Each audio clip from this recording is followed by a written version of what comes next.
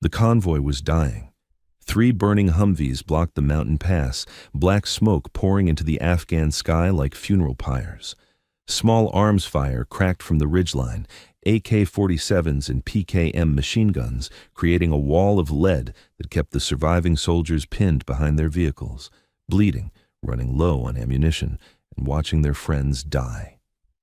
Staff Sergeant Marcus Chen pressed himself against the rear tire of the last functioning vehicle, his radio crackling with desperation. "Any station, this is Havoc 2-3. We are taking heavy fire, multiple casualties, can't move forward or back. We need immediate close air support or we're done." The response came through static, calm, and professional, with just a hint of Texas drawl that seemed completely out of place in the chaos. "Havoc 2-3, this is Reaper 6-1. I've got eyes on your position. Sit tight and keep your heads down. This will be over in 8 minutes. 8 minutes sounded like an eternity when bullets were turning the air around you into a meat grinder. Chen didn't know who Reaper 6-1 was. He didn't know that the pilot's name was Captain Isabella Reed, that she was 32 years old, and had spent the last 7 years flying the most lethal helicopter gunship ever built. He didn't know that she'd been circling 15 kilometers away when his distress call came through, or that she'd immediately pushed her Apache helicopter to maximum speed while her co-pilot/gunner, Chief Warrant Officer Jake Morrison, began identifying targets through their advanced targeting systems. All Chen knew was that somewhere above the mountain ridges, help was coming. He just hoped it would arrive before the ammunition ran out and the enemy fighters overran their position. What he couldn't see, what none of the soldiers trapped in that kill zone could see, was the AH-64E Apache Guardian cutting through the sky like a predatory bird that had just spotted prey. Isabella's hands moved across the controls with practiced precision, her eyes scanning the helmet-mounted display that showed her exactly what her aircraft's sensors were seeing. The Apache wasn't just a helicopter, it was a flying weapons platform equipped with a 30mm chain gun, Hydra rocket pods, and Hellfire missiles, all controlled by targeting systems so advanced they could identify a vehicle's make and model from 4 kilometers away. "I've got 15 distinct firing positions along that ridgeline," Morrison reported from the front seat, his voice tense but controlled. "Mix of heavy machine guns and RPG teams. They've got the convoy in a perfect kill box." "Not for long," Isabella replied, her drawl disappearing as she transitioned into pure combat focus. Designating targets, starting with the heavy weapons. The Apache crested the final ridge, and suddenly the battlefield opened up below them. Isabella could see everything: the burning vehicles, the pinned-down soldiers, the muzzle flashes from enemy positions that had been carefully prepared to create an inescapable ambush. Under normal circumstances, this kind of engagement would require coordination with ground controllers, careful target identification, multiple passes to ensure no friendly fire. Isabella Reed didn't do normal circumstances. Her right hand moved to the weapons control, her left maintaining perfect positioning of the aircraft. The helmet-mounted display tracked her eye movements, designating targets as her gaze swept across the ridgeline. The Apache's Target Acquisition and Designation System, TADS for short, painted each enemy position with infrared markers that showed up as bright squares on her display. "Engaging," she said simply. The 30mm chain gun beneath the Apache's nose came alive with a sound like the world's angriest chainsaw. The weapon fired 625 rounds per minute, each projectile capable of punching through armor plating or reducing concrete barriers to powder. Isabella walked the fire across the first machine gun position with surgical precision. 3-second burst, enemy position eliminated, moving to the next target before the brass casings from the first engagement had even hit the ground. Morrison was designating targets as fast as Isabella could engage them, their years of flying together creating a rhythm that felt almost telepathic. "RPG team, 2 o'clock, behind the large boulder." Isabella's eyes flicked right, the targeting system following her gaze. A half-second to confirm hostile intent, men with weapons actively firing at American soldiers, then her finger squeezed the trigger. The chain gun roared again, 30-millimeter rounds impacting the boulder and the men behind it with devastating effect. On the ground, Chen watched in awe as the ridgeline exploded into chaos. He couldn't see the Apache yet. It was maneuvering behind the higher peaks, using terrain masking to avoid enemy fire, but he could see the results. Every position that had been pouring fire down on his convoy was being systematically destroyed by precision strikes that came from nowhere and hit with the force of divine intervention. Third position eliminated, Morrison called, moving to cluster on the north face. Isabella banked the Apache hard left, the helicopter responding to her inputs like an extension of her own body. 7 years of flying combat missions had taught her exactly what the aircraft could do, and she pushed it to those limits without hesitation. The Apache rolled into a firing position that gave her a clear shot at 3 enemy positions simultaneously. Switching to rockets, she announced, selecting the Hydra 70 pods. These weren't the massive Hellfire anti-tank missiles. Those were reserved for hardened targets. The Hydra rockets were perfect for personnel and light fortifications, and Isabella had 70 of them ready to go. She fired a salvo of 6 rockets in rapid succession. The projectiles streaked from the pods with distinctive whooshing sounds, arcing across the valley and impacting along the ridgeline with devastating precision. Each rocket exploded in a ball of fire and shrapnel that eliminated enemy positions and sent survivors scrambling for cover that no longer existed. Positions 4 through 6 eliminated, Morrison updated, his voice carrying a hint of satisfaction. They're trying to reposition. Got movement heading toward the western approach. I see them.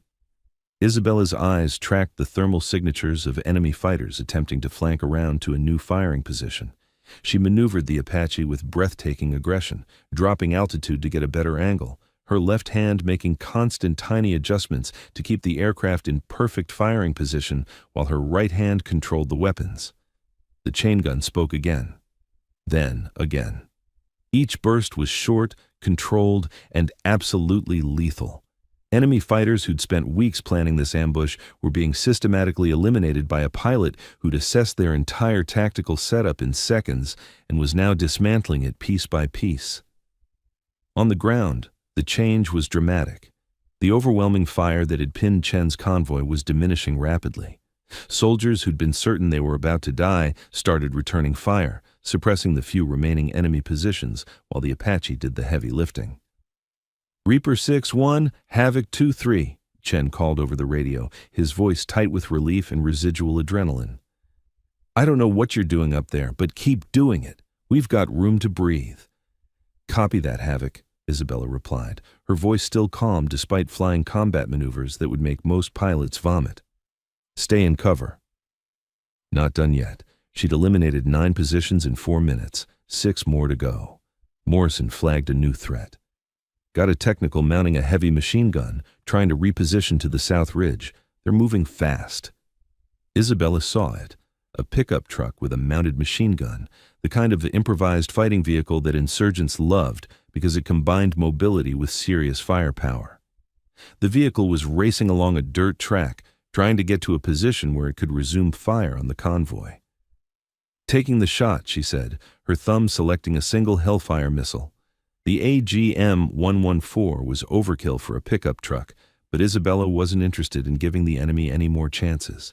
The missile launched with a violent thrust, rocket motor igniting and propelling the Hellfire toward its target at supersonic speed. The truck driver must have seen it coming. The vehicle swerved desperately, but Hellfire missiles didn't miss. The explosion was spectacular, the technical disintegrating in a fireball that sent debris tumbling down the mountainside. Position 10 eliminated, Morrison confirmed. 5 left and they're breaking contact.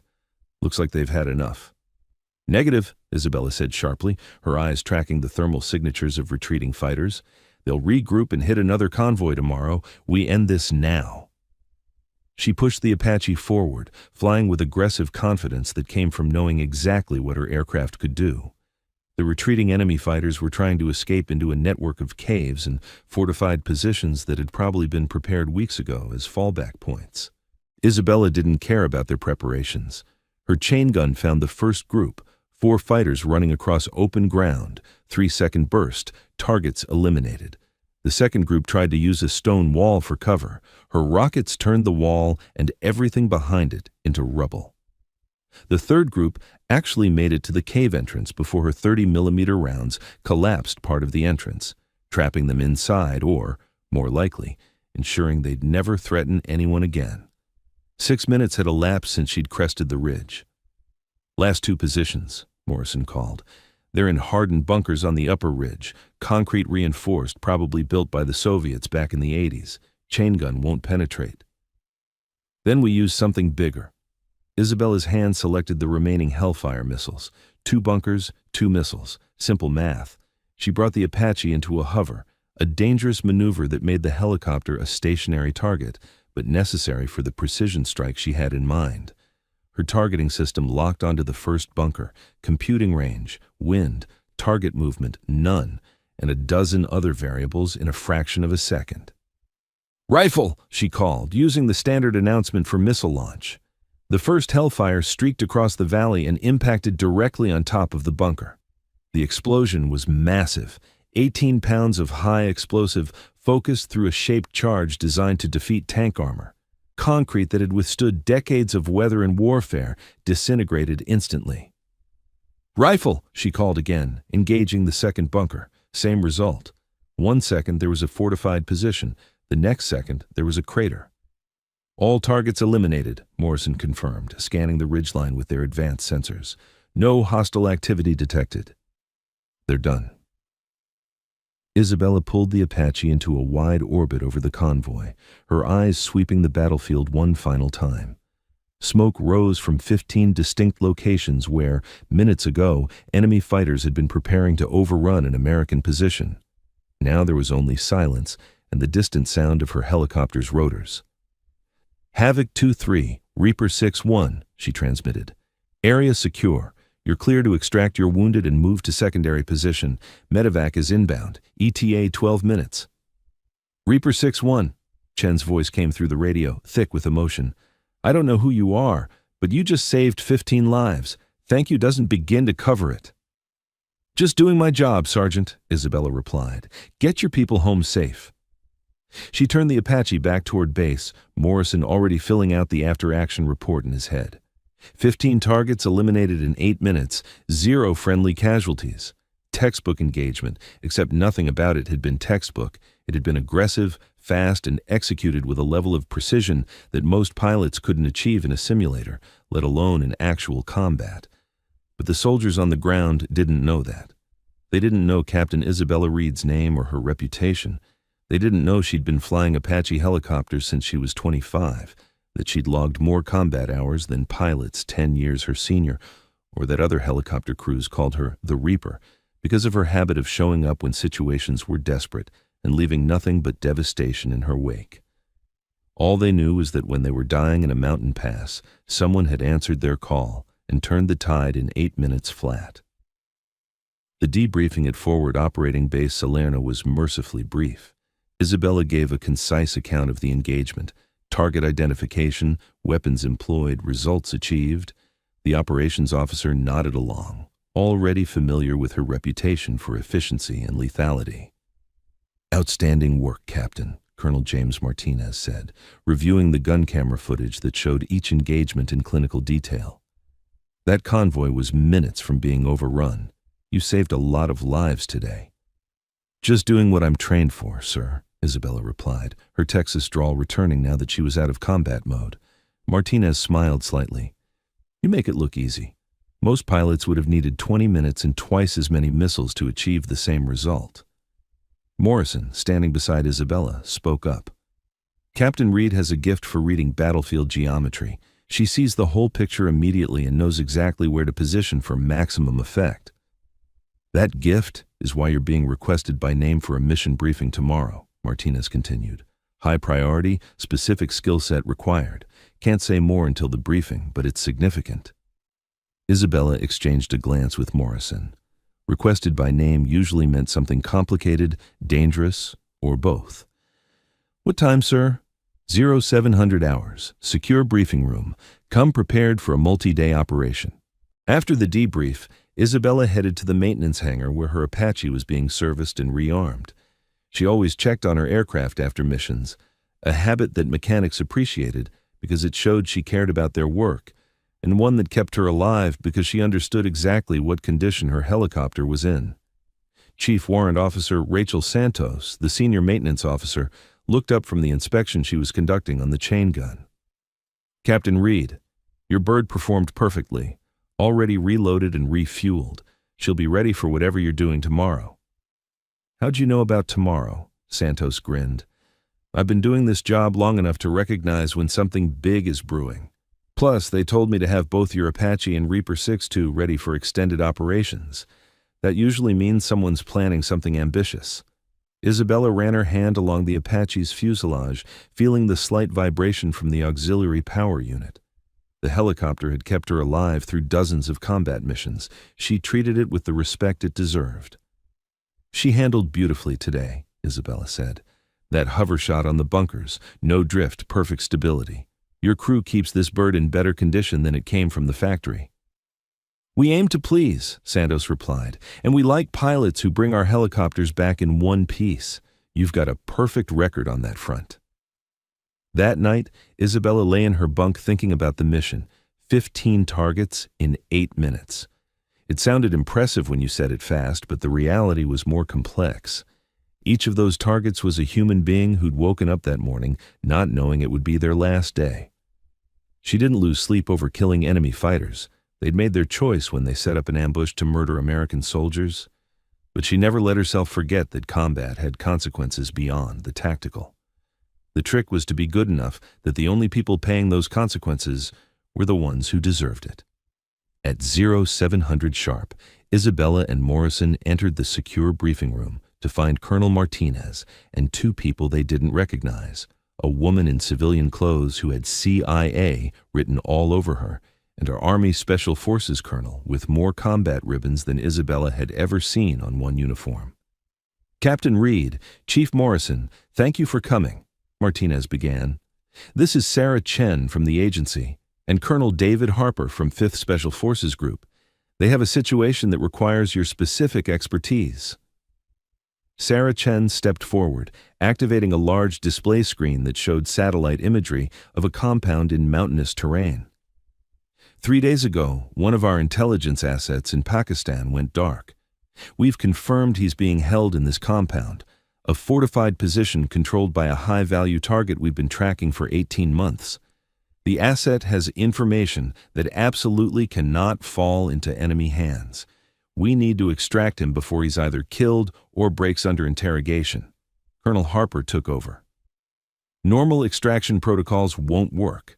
The compound is too well defended for a ground assault without significant casualties. The area is too hot for a lengthy infiltration. We need something fast, violent, and overwhelming." Isabella studied the imagery, her tactical mind already processing approaches, fields of fire, potential complications. "You want close air support for a raid. We want you specifically," Chen corrected. "We've reviewed your combat record. Yesterday's engagement was impressive, but it's part of a pattern. You have an uncanny ability to assess complex tactical situations and execute precision strikes in environments where most pilots would hesitate. This mission requires that level of capability." The screen changed to show detailed compound layouts, guard positions, and known weapons emplacements. Isabella counted at least 20 fighting positions, multiple buildings, and what looked like anti-aircraft weapons. "They have a ZU-23 anti-aircraft gun," Morrison observed, pointing to the distinctive twin-barreled weapon. "That's a serious threat to helicopters." "Which is why you'll need to eliminate it in your first pass," Harper said.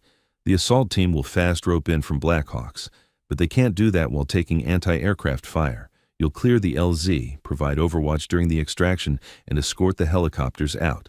Time on target, approximately 15 minutes from first shot to wheels up." Isabella studied the compound layout, running simulations in her head. The ZU-23 was positioned for maximum coverage. Whoever had placed it knew what they were doing. There were multiple hardened positions that would require Hellfire missiles. The whole operation would need to be executed with perfect timing, or the assault force would be shredded. "What's the friendly force package?" she asked. 2 Blackhawks with 12 Special Forces operators, Harper replied. Fast rope insertion, grab the asset, extract under fire. They're the best at what they do, but they'll be vulnerable during insertion and extraction. That's where you come in. Rules of engagement? The compound is confirmed hostile. Anyone with a weapon is a legitimate target. The asset will be marked with infrared strobes. Your job is to create enough chaos that the assault force can do their job and get out alive. Isabella looked at Morrison, who gave her a slight nod. They'd flown enough missions together that he could read her tactical assessment without words. It was dangerous, complicated, and would require split-second timing and perfect execution. In other words, exactly the kind of mission they'd trained for. When do we launch? Isabella asked. Tomorrow night, 0200 hours, Chen replied. You'll have 1 Apache, yours, and a backup bird on standby. The assault force leaves 30 minutes after you reach the target area. You'll have that time to soften defenses and eliminate the anti-aircraft threat. Martinez spoke up. Captain, I want to be clear, this is voluntary. The mission profile is extremely dangerous. If you decline, no one will question your decision. Isabella smiled slightly. With respect, sir, if you wanted someone who'd decline dangerous missions, you wouldn't have called me. The next day was spent in intensive mission planning. Isabella and Morrison pored over every detail of the compound layout, identifying target priorities, planning approach vectors, calculating ammunition loads, and rehearsing contingencies. The mission would require approximately 15 Hellfire missiles, multiple rocket salvos, and aggressive use of the 30mm chain gun, basically everything the Apache could carry. Rachel Santos personally oversaw the weapons loading. You're carrying maximum ordnance, she observed. That's a lot of weight. Might affect your maneuverability. Can't clear a compound with harsh language, Isabella replied. I'll manage the weight. By 0100 hours, Isabella and Morrison were in their flight suits, conducting pre-flight checks on an Apache that was loaded for absolute war. 15 Hellfire missiles hung from the stub wings, 8 on one side, 7 on the other for balance. The rocket pods were full with 76 Hydra 70 rockets. The 30mm chain gun had been loaded with 1,200 rounds of high-explosive ammunition. The helicopter was a flying arsenal, and Isabella was about to point it at a fortified compound filled with people who definitely didn't want to be on the receiving end.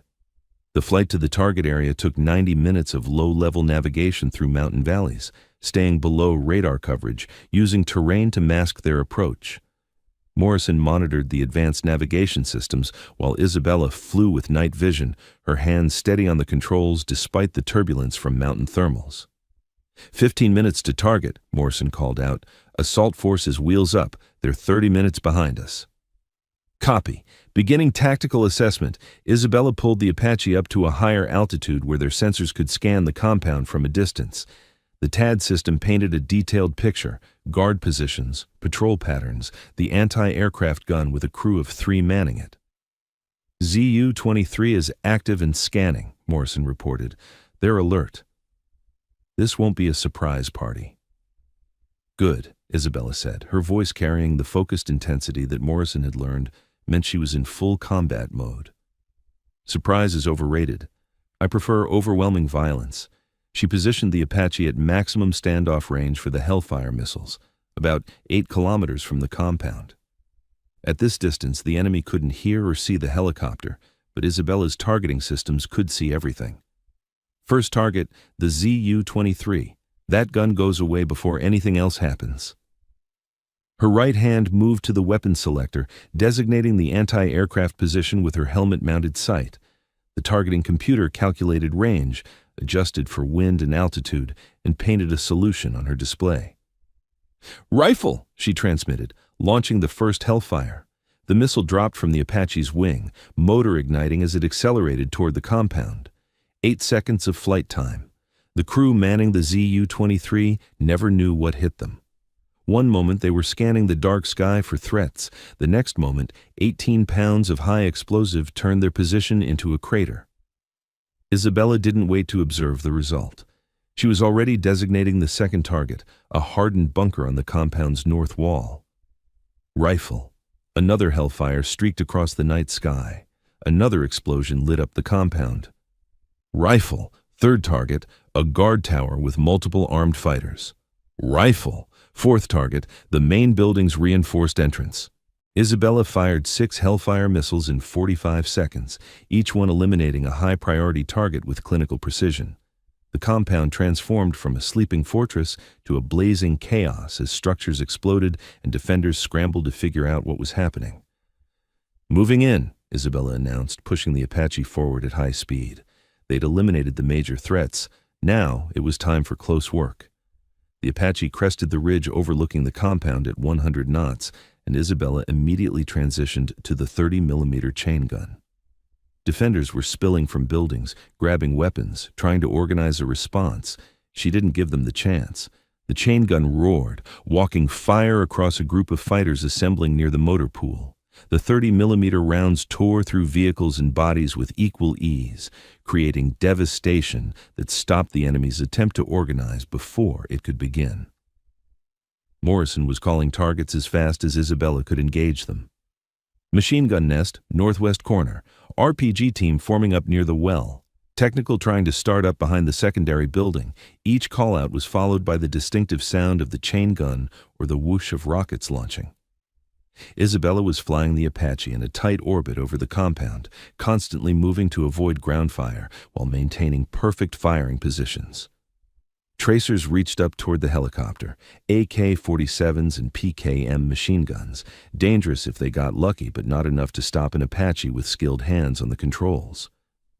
"Assault force inbound, 2 minutes," Morrison updated. Isabella checked her ammunition status. She'd expended 6 Hellfires and was burning through chain gun ammunition at a rapid rate, but she still had plenty to work with.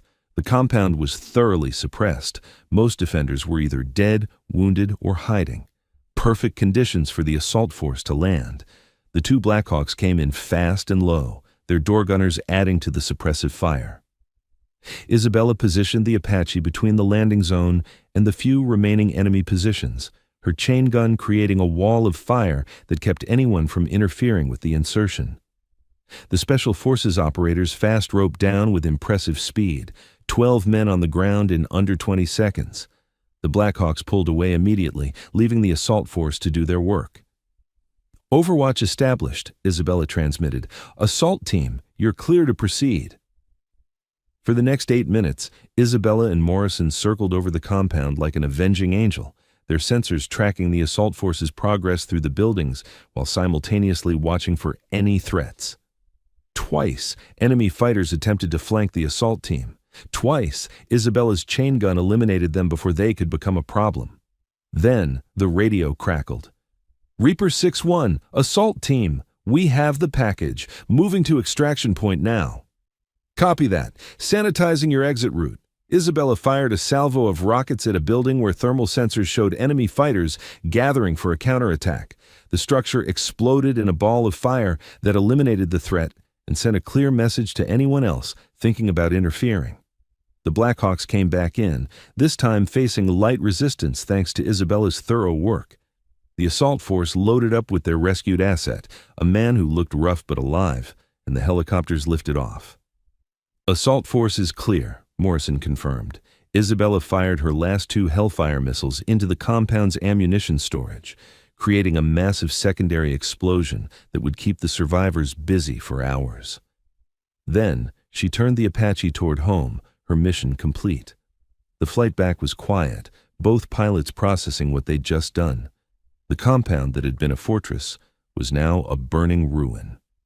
Approximately 40 enemy fighters had been eliminated. 1 intelligence asset had been rescued. 0 friendly casualties. "Ammunition status?" Isabella asked. 15 Hellfire missiles expended. Approximately 400 rounds of 30mm remaining. Most of the rockets are gone. We shot that Apache dry. The debriefing back at base was longer this time, with Sarah Chen and Colonel Harper asking detailed questions about the engagement. The rescued intelligence asset was already being interrogated, providing information that would lead to follow-on operations. "Captain Reed," Chen said when the tactical questions were done, "that was the most precise close air support I've ever witnessed. You eliminated every major threat before the assault force even arrived. You made a near impossible mission look routine. I had good intelligence and a clear mission, Isabella replied. That makes everything easier. Don't be modest, Colonel Harper interjected.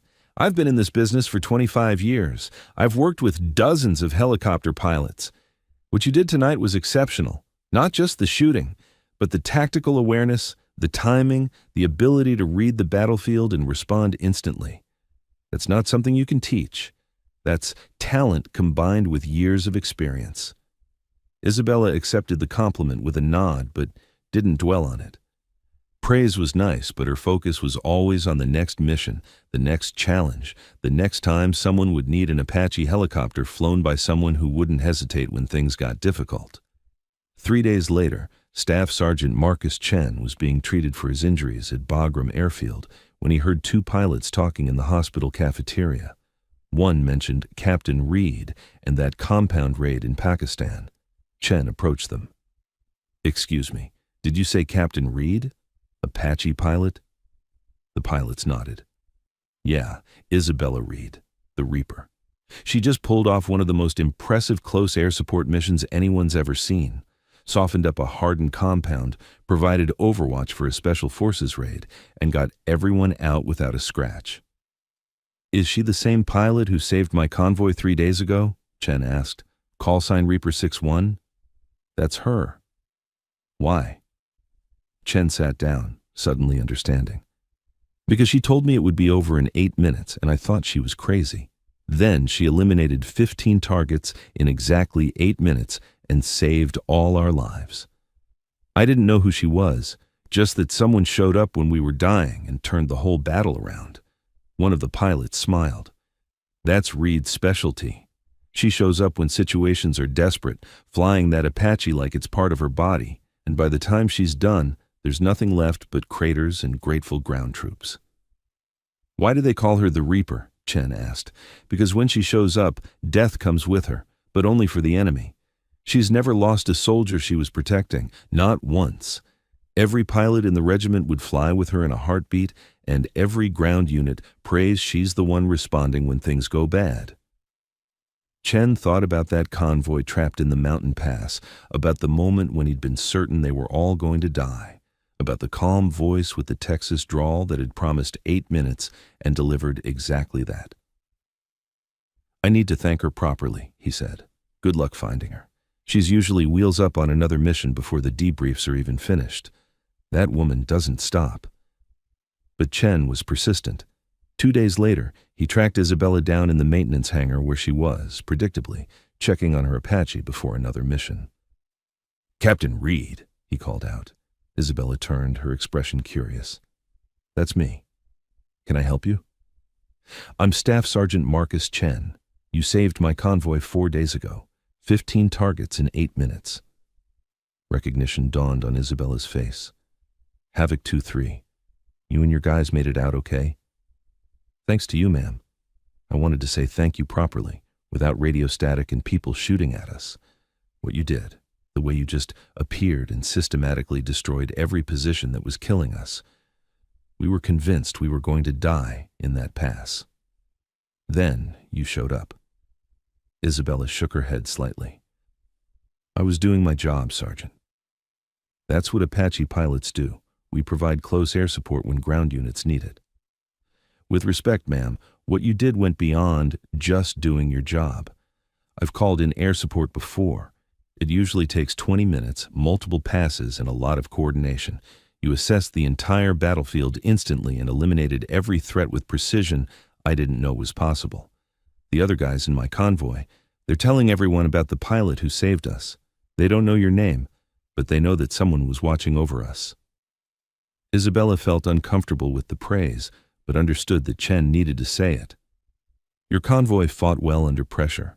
You kept your discipline, you protected your wounded, and you gave me clear communication. That made my job easier. Can I ask you something? Chen said. How did you do it? How did you eliminate 15 targets that fast without hitting any of us? Isabella considered the question. Experience, good equipment, and understanding that every second matters when people are dying. I've been flying Apache helicopters for 7 years. I've logged over 1,000 combat hours. At some point, the aircraft becomes an extension of yourself. You don't think about the mechanics anymore. You just think about the mission, and your hands do what needs to be done. They call you the Reaper, Chen observed. I've heard that, Isabella smiled slightly. I'm not sure I like the nickname, but I understand why it exists. When I show up to a fight, I bring everything the Apache is capable of, and I don't stop until the mission is complete. Well, from everyone in Havoc 2-3, thank you. We're alive because you're that good at what you do. After Chen left, Morrison approached Isabella. You're terrible at accepting gratitude. I'm a pilot, not a celebrity, Isabella replied. I just want to do my job well. You do it better than anyone I've ever flown with, Morrison said seriously. That's not flattery. It's an objective assessment from someone who sees what you do from the front seat. Your situational awareness, your weapons employment, your ability to read a battlefield. It's exceptional. Those soldiers are right to be grateful. Isabella returned her attention to the Apache, running her hand along its armored fuselage. Then let's make sure this bird is ready for the next time someone needs us. 6 months later, Captain Isabella Reed received orders transferring her to Fort Rucker, Alabama, where she would serve as an instructor pilot, teaching the next generation of Apache aviators the skills she'd perfected in combat. It was a prestigious assignment, recognition of her expertise and experience. But before she left Afghanistan, she flew one final mission, a routine patrol that turned into anything but routine when a medical evacuation helicopter came under fire while trying to extract wounded soldiers from a hot landing zone. Any Apache in the area, this is Dustoff 37. We're taking heavy fire, can't land, multiple critical patients waiting. Isabella was 20 kilometers away. Dustoff 37, Reaper 6-1. I'm inbound, ETA 3 minutes. Mark your position and stay clear. She pushed the Apache to maximum speed, Morrison already identifying targets through their sensors. When they arrived, the situation was chaotic, a medevac helicopter circling while enemy fighters fired from multiple positions around the landing zone. Isabella didn't bother with gradual engagement. She came in hot, her chain gun already firing as she crested the ridgeline, suppressing every enemy position simultaneously with aggressive maneuvering that made Morrison grip his seat, but eliminated the threat in under 2 minutes. Dustoff 37, your LZ is clear. Get those patients out of here. The medevac helicopter landed, loaded the wounded, and extracted safely while Isabella provided overwatch. 3 lives saved in the time it took most pilots to assess the situation. It was, everyone agreed, a perfect final mission for the Reaper. Years later, when instructors at Fort Rucker taught new pilots about close air support, they used footage from Isabella Reed's missions as examples of perfect weapons employment, tactical awareness, and the kind of aggressive precision that defined exceptional Apache aviators. They didn't know she flew Apache helicopters until she eliminated those targets in 8 minutes, saved that convoy, rescued that compound, and proved that the most lethal weapon system in the sky was even more dangerous when flown by someone who'd mastered every aspect of aerial combat. The Apache was just a machine. Isabella Reed made it legendary. Thanks for watching. Don't forget to subscribe for more amazing stories every day.